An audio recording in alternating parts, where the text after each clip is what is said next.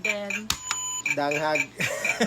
oh, naman, dangog. Uy, okay, magdula may anis. So, ang category is... Bisaya words. Okay, so kung unsa na letter mong pisliton, dapat na kay words. Tanaw na to kung unsa ni ka master ng Bisaya ni. Huh, kadako. Sige.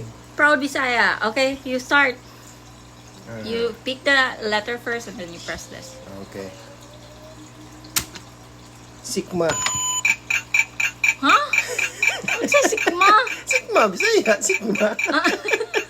Ikaw na. B. Bato.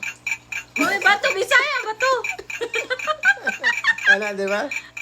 Yeah, press the button. Then, Danghag. oh, naman, dangog. Uy, wait lang. H. Hago.